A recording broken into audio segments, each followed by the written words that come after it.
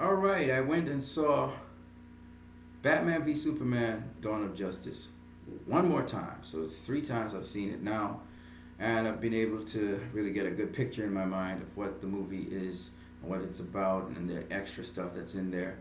But I am going to watch it two more times. I'm going to watch it five times in all.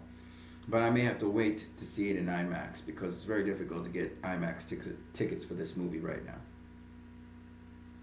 Anyway, after watching the movie, I went out and interviewed 11 people just to find out how they thought the movie was and a rating from 1 to 10.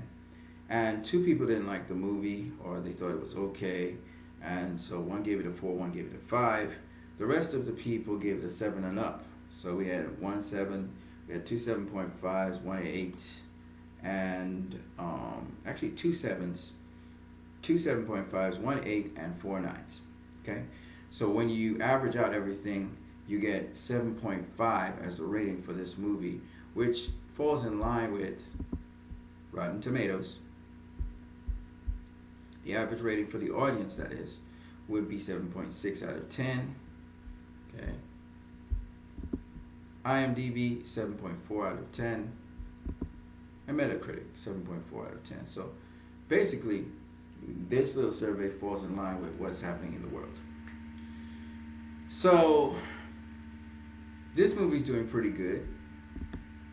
At the box office, as of March, I think it was the 29th, it grossed in $193 million and some change. And globally, it passed the $500 million mark, which is very good. So we don't know, I don't know how far it will go, we'll have to see. But I think it's really well on its way to actually hitting the $1 billion mark. We'll see if that happens, in spite of all the negative reviews it had and so on. And it's in good company because if you look at it, it may do better than Man of Steel, which did 300 million globally. I think it's past the 200 million already, so it's on its way to 300 million now. And you know, with its kind of opening, if you notice its openings there, I think it might place somewhere near where the Hunger Games are. It may end up with 400 and something million domestic, or it may even get to 500,000 domestic, which would be awesome. I mean, 500 million domestic, which would be awesome. And so, yeah, this movie's well on its way, even though it's still early in the game for it. It still has about a week and a couple of days to go. But having said that, this movie's doing well.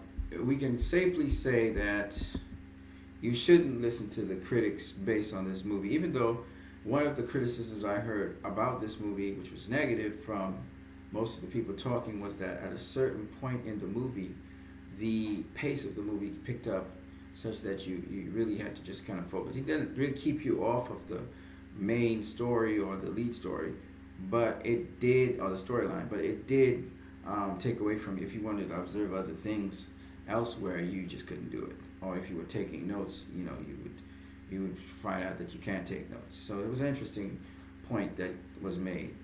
For the people who didn't like the movie, they just couldn't follow it, period. I mean, they said the thing was just all over the place. They couldn't follow it.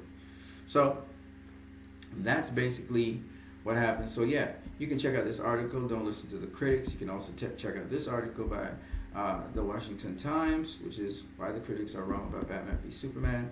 And you can also check out Grace Randolph, who is in Beyond the Trailer. That's her channel. And she comments on the dynamics that's going on with Batman v Superman and what's happening on Rotten Tomatoes with the critics and a reaction and breakdown. It's very comprehensive, and it's not really with her opinions, but she's talking about what's actually going on, the dynamic, which I thought was very interesting. So you can go and check her out. Now, what makes Batman v Superman very special is that Warner Brothers tried to launch the DC Universe before. They tried it with Green Lantern. The critics were not as severe on this movie as they were on Batman v Superman. But nonetheless, this movie got a slightly lower rating than Batman v Superman. And also, it got slightly less critics that liked it. Now, even so, This movie, I've seen it myself. It's not a great movie at all. It's probably a bad movie.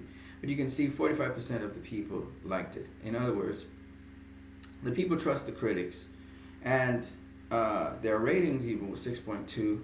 45% liked it. This movie bummed out. It bummed out. It didn't survive. It fizzled out.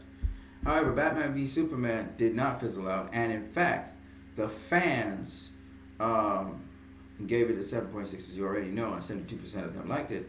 But you can see the wide discrepancy between the fans and the critics.